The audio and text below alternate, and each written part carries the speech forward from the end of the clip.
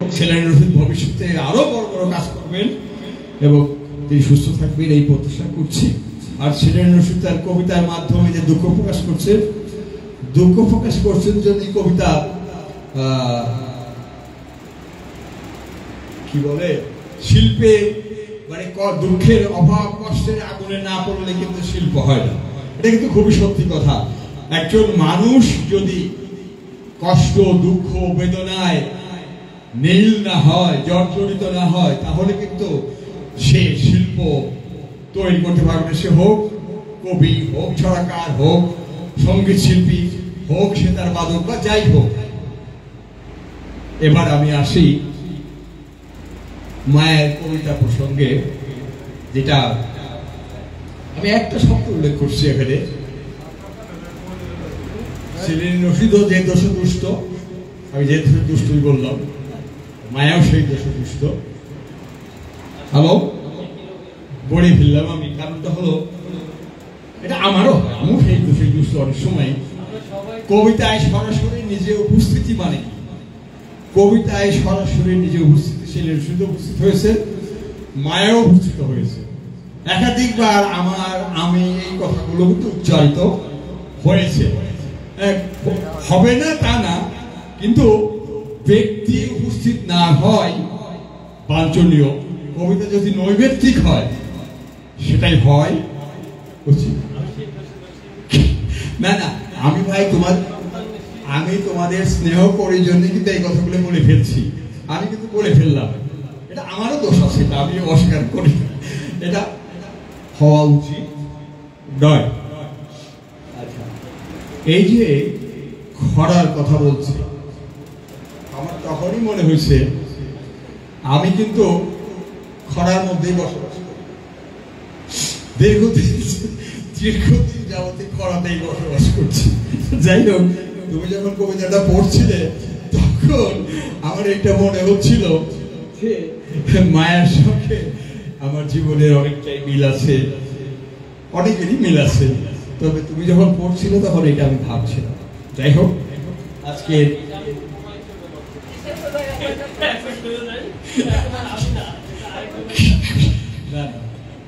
ওইটা তো আমি বলতামই না, আমার নিজেও দুষ্ট আছে, আমি স্বীকারই করছি, কিন্তু না থাকাই মাত্র স্বীকার না করতে উপায় নাই। না, সেরকম শক্তিশালী লেখক। যাই হোক, ভালো কাজ, যে মাটির টান, ভালো কাজ, কবিতার ছন্দের কথা বললাম, খুবই ভালো লাগছে। এবং এবার আজকের বিষয় ছিল দুটো। তুমি প্রথমে যেটা বলছিলে যুদ্ধ এবং নজরুল, খুব সম্প্রতি নজরুল জয়িত হয়ে গেল। আমি কিন্তু নজরুল দল দিতে আসি না, তার ওখানে দলবাজি। সেলিনা একদিন বলতেছিল তার দুঃখের কথা, সেই নাও বলছিল, কিন্তু ওখানে যাই না আমি, একদমই বাড়ির কাছে। আমি যেখানে থাকি সেখানে ঘরের কাছে, ঘর থেকে সব শোনা যাচ্ছে, আমি ওখানে আসি। যাই হোক, সেটা ভিন্ন কথা। তো আমি বলি সাম্যের কবি নজরুলের প্রতি বিনম্র শ্রদ্ধা। আমি সালে দীর্ঘদিন কাজ করেছি কবি নজরুলের নামে, যে প্রতিষ্ঠান নজরুল কলেজে, সেখানে আমি অনেক দিন থেকেই ভাবছিলাম যে নজরুলকে নিয়ে তো আমি সালে থাকলে দিন একটা লেখাও লিখতে পারলাম না, কবিতাও তো হয় না, কবিতার মতো তো কিছু একটা লেখা ছিল। তো আমি নজরুলকে নিয়ে অতি সম্প্রতি একটা লেখা লিখছি, প্রশ্ন শুনতে নেই কোথাও।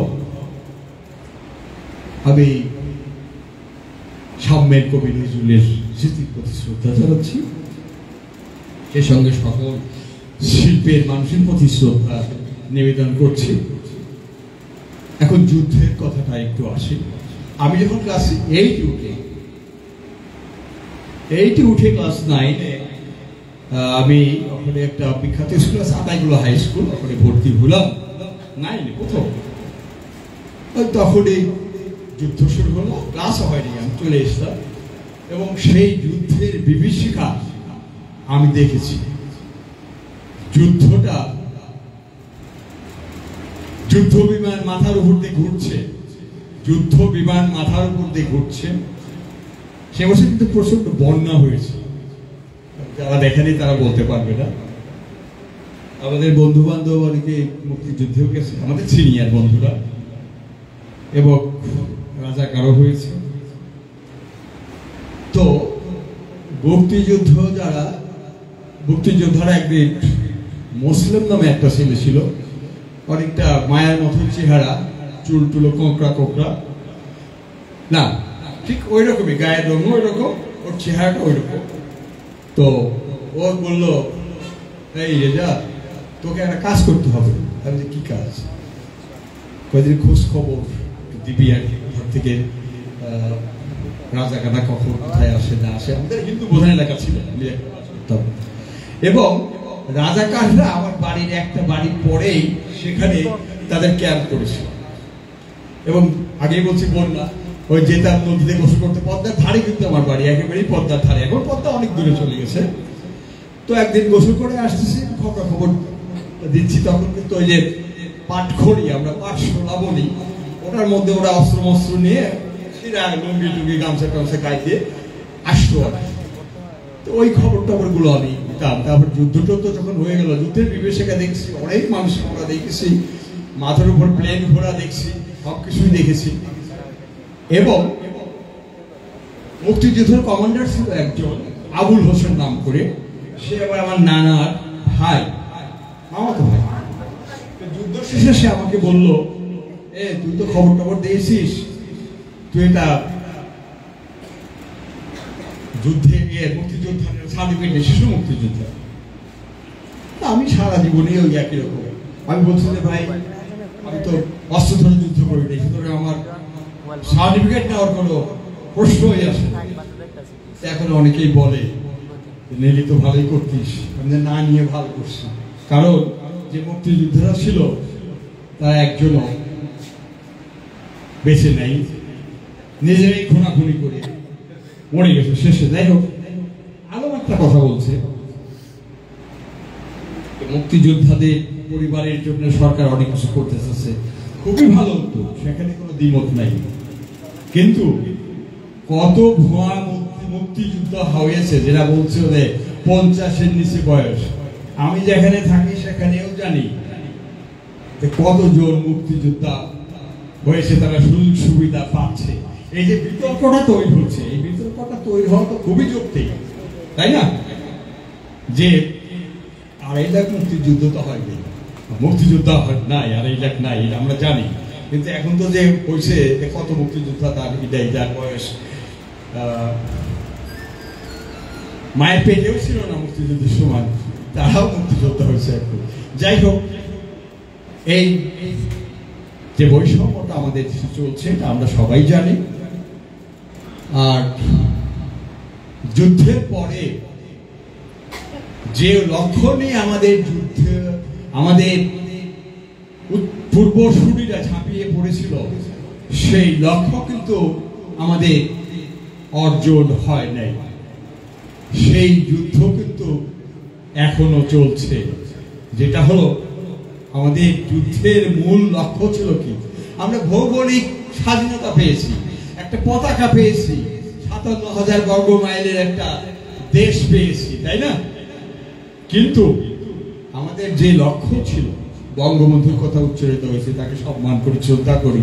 বঙ্গবন্ধুর যে লক্ষ্য ছিল সোনার বাংলা এবং শোষণমুক্ত বাংলাদেশ করার, এই যে বৈষম্যহীন সমাজ করার, বৈষম্যহীন দেশ করার, সেটা 53 বছর পরেও কিন্তু আমরা অর্জন করতে পারি নাই।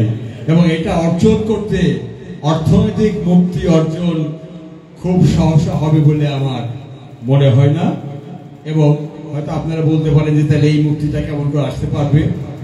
আসবে কখন? মানুষের যখন চেতনা ফিরবে। চেতনায় যদি মানুষ সজাগ না হয় যে আমার সম্পদ, আমার এটা লুট করে অন্যজন ভোগ করছে, দুঃখ হয়।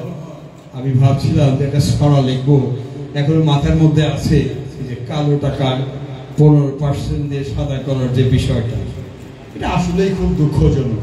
এটা আমাদের মাননীয় প্রধানমন্ত্রীও সমর্থন করছে। কারণ এবার আমরা দেখছি গত এতেও অনেক বছর আগে যারা সরকারের উচ্চ পর্যায়ে ছিলেন তারাও কিন্তু কালো টাকা সাদা করছে, কিন্তু কত পারছে?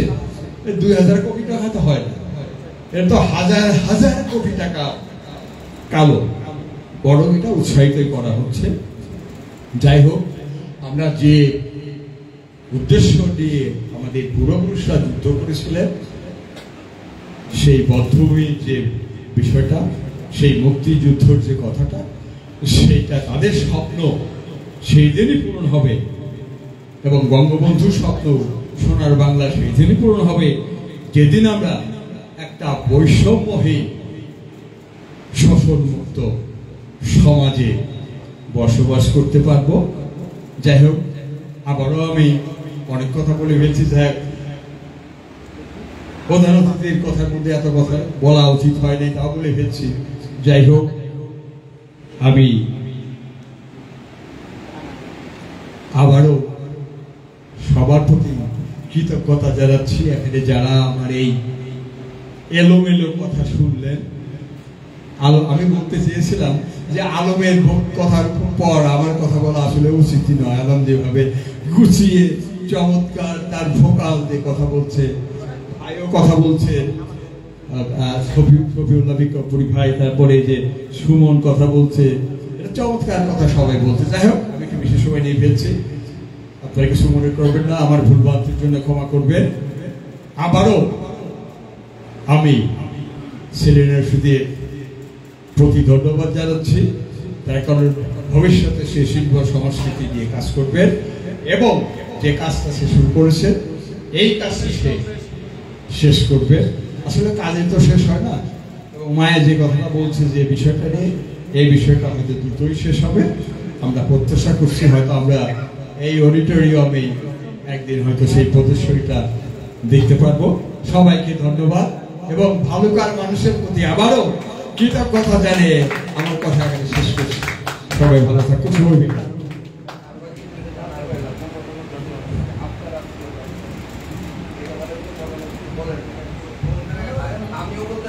প্রিয় দর্শক শ্রোতা, আমরা এতক্ষণ বঙ্গ টিভি নিবেদিত মাটির টানে কবিতার গানে একটি পূর্ণাঙ্গ অনুষ্ঠান উপভোগ করলাম। আমরা এই অনুষ্ঠানের একেবারে শেষ পর্যায়ে আমরা যাদের আয়োজনে এই অনুষ্ঠান, ভালুকা সাহিত্য সংসদ, এই সংসদের সম্মানিত সাধারণ সম্পাদকের বক্তব্য শুনব। তিনি এই অনুষ্ঠানের সভাপতিত্ব করবেন। তার আগে সভাপতিত্ব করছেন, তার আগে আমার এই পাশ থেকে আমাকে একটু আগে বলেছে আমার 2 মিনিট লাগবে। এখন 2 মিনিট কেন লাগবে, কি ব্যাপারে বলে নেই, আমি 2 মিনিট কিভাবে দিব জানি না।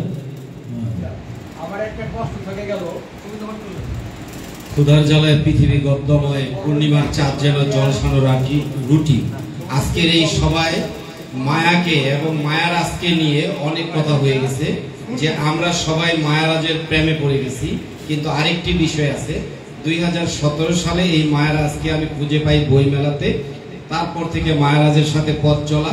এক সময় আমি অ্যাক্সিডেন্ট করি, আমার ডান পায়ে এখনো 2টা রড আছে, পাহাড়ের নিচে একটা, উপরে একটা, মাথা ফেটেছিল, 14টা সেলাই। তো সেখানে আমি যখন হসপিটালে ছটফট করতেছিলাম, আমার আত্মীয় স্বজন ব্লাড কালেকশনের অনেকে আসলো, বলল রক্ত দিবে। আমি তখন বললাম অপেক্ষা করো। আমার মন খুঁজতে ছিল একটা সলিড রক্ত, যে রক্ত নেশা পান করে না, যে রক্ত গর্জে ওঠে, যে রক্ত জ্বলে ওঠে, এরকম একটি রক্ত। তখন আমার হৃদয় খুঁজতে খুঁজতে মায়ারাজকে কল করলো। সে মায়ারাজ বলল আমি টঙ্গী বা গাজীপুরে আছি। সেখান থেকে গাজীপুর থেকে মায়ারাজকে পঙ্গুতে ডেকে নেওয়া পর্যন্ত আমি কোন রক্ত গ্রহণ করিনি, বাঁচি না মরি জানি না। তারপরে সে মায়ারাজ গেলে তার রক্ত গ্রহণ করি, এবং আমরা এখন রক্তের সম্পর্কে সম্পৃক্ত। আমাদের সম্মানিত সভাপতি সাহেব কলমকে সর্বোচ্চ অস্ত্র হিসাবে প্রশংসিত করেছেন, যেটা পারমাণবিক বা পৃথিবীর সকল অস্ত্রের চেয়ে মূল্যবান। আমি সকলের কাছে অনুরোধ করে বিনয়ের সাথে আরেকটি কবিতা পাঠ করতেছি, আমাকে ক্ষমা করে দিবেন। কবিতার নাম কলম। আমি একটি কলম, আমার পেঁচানো অক্ষরে তোমাদের মনকে মাতিয়ে তুলতে পারি। আমি কলম, তাই আমার অক্ষর দিয়ে তোমাদের হাসাতে পারি, কাঁদাতে পারি, তোমাদের সুখ দুঃখ সব ফোটাতে পারি। আমার অক্ষর দিয়ে তোমাকে তালে তালে ঘুম পাড়াতে পারি। আমার অক্ষর দিয়ে সুরে সুরে তোমার ঘুম ভাগাতে পারি। আমার অক্ষরের স্বপ্নে তোমাদেরকে বিভোর করতে পারি। আমার অক্ষরে বিশ্বের ঝড় তুলতে পারি। আমার অক্ষরে উচ্ছৃঙ্খল পৃথিবীতে শান্তি ছড়াতে পারি। জ্ঞানের সমুদ্রে আমার কলম অথই। আমি পড়ে থাকলে নিষ্ফল, সচল থাকলে অগ্নি হতে ভয়াবহ, আমি পানি হতে শীতল শান্ত, আমি স্বপ্নের ধাপে বিস্তীর্ণ, আমি নির্গম, আমি ক্লান্তহীন, আমি অবিরাম, আমি মধুর কণ্ঠে, আমি বাঁশির সুরে, আমি সরল বর্ণে, আমি পঞ্চম বর্ণে, আমি সকল অঙ্কে, আমি সৃষ্টি আমাকে বিলাতে, আমি ভীতিমুক্ত, আমি উৎসর্গ, আমি তোমাদের প্রতীক্ষার ফল দেই, আমি কাউকে আশাহত করি না, তোমরা যা চাও আমি তাই দেই, আমি উদারত প্রাণ, আমি সদা অম্লান, আমি অবহেলার ক্ষুদ্র একটি পাত্র নই, আমি কলম কিন্তু একটি কলম নই, আমি তোমাদের কল্যাণের ফুল ফুটাই, আমার কোনো পিছুটান নেই, আমার কোনো ভীতি নেই, আমার কোনো সীমারেখা নেই, আমি চলেছি, চলবো সদা অবিরাম। আমি আত্মবিশ্বাসী, সংগ্রামী, ভয় নেই আমার। তোমাদের কর্ম শেষে আমাকে ছুড়ে ফেলো, যখন প্রয়োজন তখন আবার হাতে টানো, আমি তবুও তোমাদের কল্যাণের ফুল ফোটাই, আমি কলম।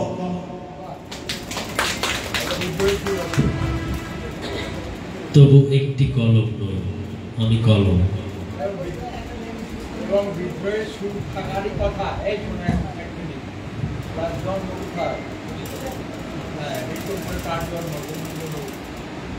বিদ্রোহী মানুষের সেটা আছে, বিখ্যাত বিখ্যাত মানুষের জন্ম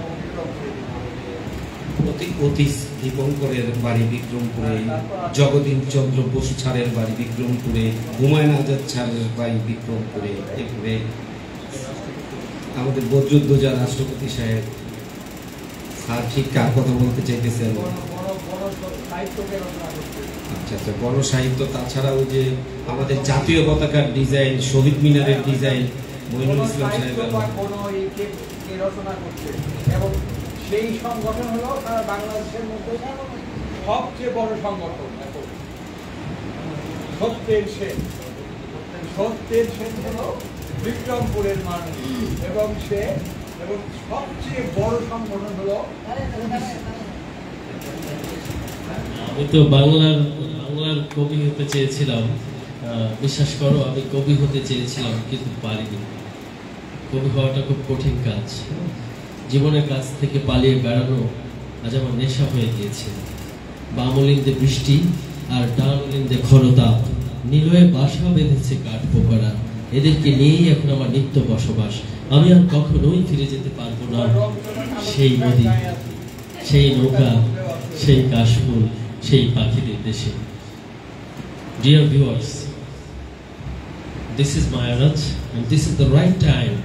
I'm here from where the program Poet and Poetry Fest 2024, and I'm very much happy to get such kind of opportunity to expose myself by this program, and I'm very much happy and glad for attending here, and I have got a lot of people who are not only people but also I think they are the poet and Bangladeshi poet. This is the great achievement for this program. Today or tomorrow, I think within short time we will get the opportunity to expose our country, our politics, our tradition and our poetry. And I also think that this program will focus by internet. Our Bangladeshi culture, our Bangladeshi emotion will be broadcast by Bongo TV, and after getting such kind of opportunity, we will be capable to attend such kind of program within short time, and it will be possible if you have desire mind. Then it will be possible every time, every moment. We want to stay in emotion, we want to stay in poem, we want to stay in Poetry Fest. And I think this is the last day of this fest. Nevertheless, I am very hopeful. সেই দিন হয়তো বেশি দিন ধরে নয়, যেদিন বাংলা সাহিত্য হবে বিশ্ব সাহিত্যের দরবারে শ্রেষ্ঠ সাহিত্য। এই শুভকামনা, এই প্রত্যাশা জানিয়ে আজকের অনুষ্ঠানের সম্মানিত সভাপতি, ভালুকা সাহিত্য সংসদের সংগ্রামী সাধারণ সম্পাদক, যিনি চেয়েছেন আর হয়ে গিয়েছে, এই অনুষ্ঠান হওয়ার ঠিক 1 ঘন্টা পূর্বেও আমরা কেউই জানতাম না এইখানে এই ঘরে এমন একটা বিশ্বমানের অনুষ্ঠান হবে।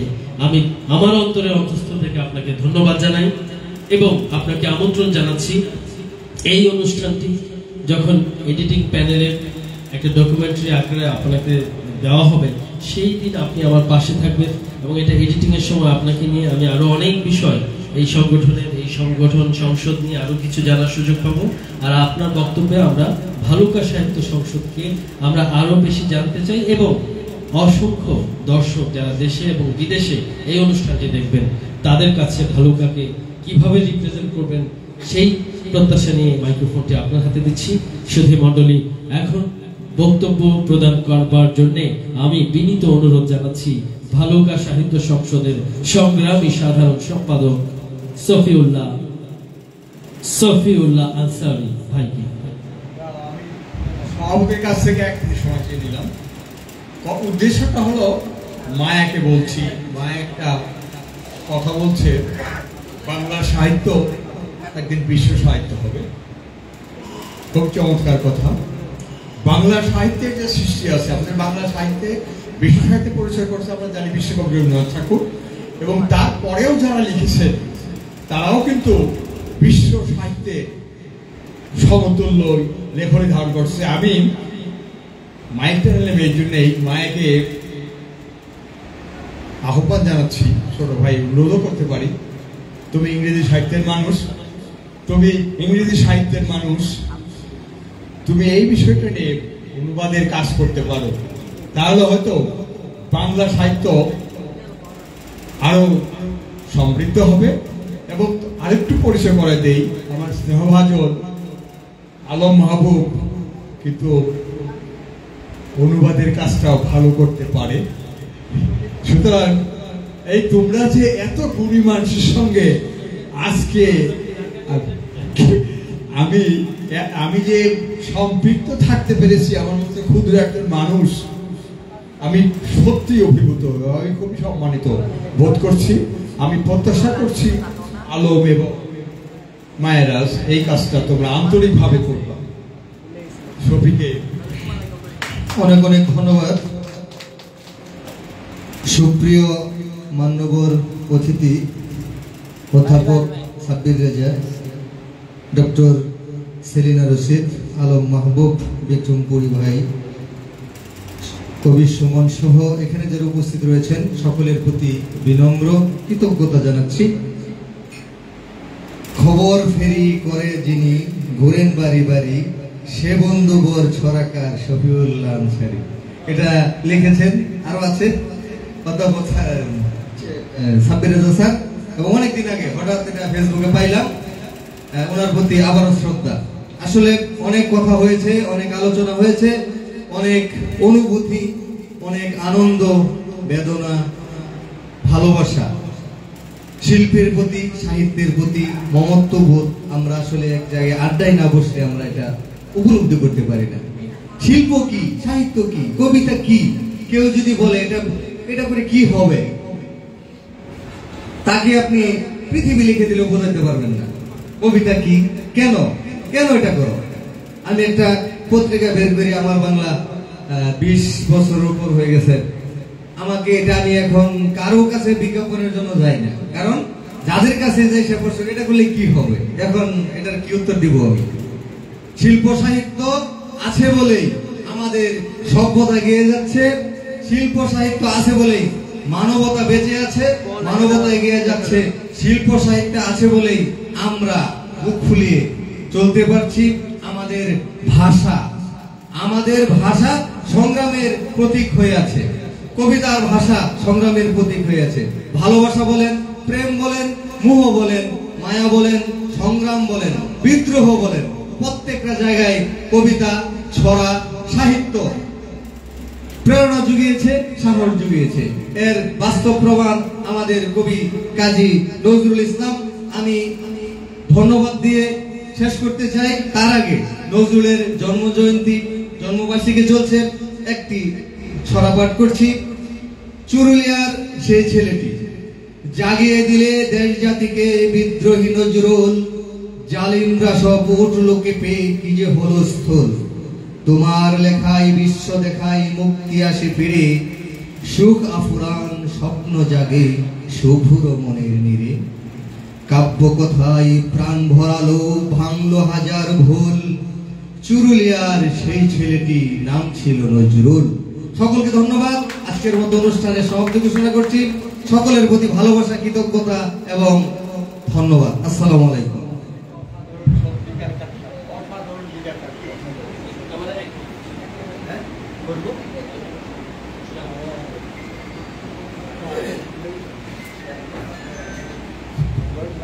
প্রিয় দর্শক শ্রোতা, এতক্ষণ আমরা doctor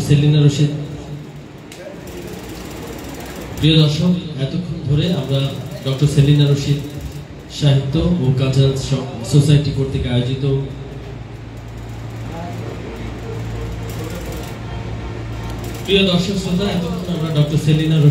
education and culture society আয়োজিত কবি ও কবিতা উৎসব 2024-এর এই বর্ণাঢ্য আয়োজনে একটি সেশনের ভিতরে আমরা আরেকটি সেশন আপনাদেরকে উপহার দিয়েছি, এবং এটি উপহার দিয়েছে ভালুকা সাহিত্য সংসদ। আর যে অনুষ্ঠানটি আপনারা এতক্ষণ দেখছিলেন, মাটির টানে কবিতার ঘ্রাণে, এই অনুষ্ঠানটি আপনাদের কেমন লাগলো আপনারা আমাদেরকে জানাবেন, এবং আমাদের কমেন্টে আপনারা মন্তব্য করে জানাবেন এই অনুষ্ঠানটি কেমন লাগলো। আপনাদের মন্তব্যে উৎসাহিত হয়ে আমরা পরবর্তীতে এই অনুষ্ঠানটির একাধিক পর্ব সারা বাংলাদেশের বিভিন্ন প্রান্তরে ঘুরে বাংলা সাহিত্যের নিবেদিত কর্মী হয়ে বাংলা সাহিত্যকে বিশ্ব সাহিত্যের দরবারে সুপ্রতিষ্ঠিত করতে নবীন ও প্রবীণ লেখকদের অংশগ্রহণে যে মিশন, যে কর্মসূচি চালু এবং কর্মসূচি চলমান রয়েছে, সেই কর্মসূচিকে আরো বেগবান করতে চাই আপনার আমার আন্তরিক প্রচেষ্টা। আসুন, আমরা যারা সাহিত্যকে ভালোবাসি, আমরা যারা বাংলা সাহিত্যকে ভালোবাসি, আমরা যারা বাংলা সাহিত্যের অনুসারী, এবং আমরা যারা বাংলা সাহিত্যকে সত্যিকার অর্থে বিশ্ব সাহিত্যের বুকে সুপ্রতিষ্ঠিত করতে চাই, তারা আসুন আমরা আমাদের সকল কর্মকাণ্ডে আপনাদের সহযোগিতা, আন্তরিকতা প্রদর্শন করুন। আর সব থেকে খুশি হব এই অনুষ্ঠানটি আপনারা অবশ্যই লাইক করবেন, কমেন্ট করবেন, সেই সাথে আপনারা শেয়ার করবেন, কারণ আপনার একটি শেয়ারের মাধ্যমেই এই অনুষ্ঠানটি কিন্তু বিশ্ব দরবারে ছড়িয়ে পড়বে। আপনাদের সকলের মঙ্গল কামনা করছি। আপনাদের সবাই সম্ভাবনার সাথে যুক্ত থাকুন, পৃথিবীতে প্রতিটি সমস্যাকে সম্ভাবনায় পরিণত করুন, কারণ আমরা জানি every problem comes with opportunities. প্রত্যেকটা সমস্যাকে সম্ভাবনায়, আর সম্ভব না কথাটিকে সম্ভাবনায় পরিণত করুন, এটি আমাদের স্লোগান, কারণ বঙ্গ টিভি সম্ভাবনার কথা বলে। প্রিয় দর্শক, আজ এখানে সময় সংকীর্ণতার কারণে বিদায় নিচ্ছি। আবারও দেখা হবে একই অনুষ্ঠানের ভিন্ন কোনো আয়োজনে। সে পর্যন্ত আপনারা সকলেই ভালো থাকুন, সুন্দর থাকুন, সম্ভাবনায় থাকুন। আল্লাহ হাফেজ।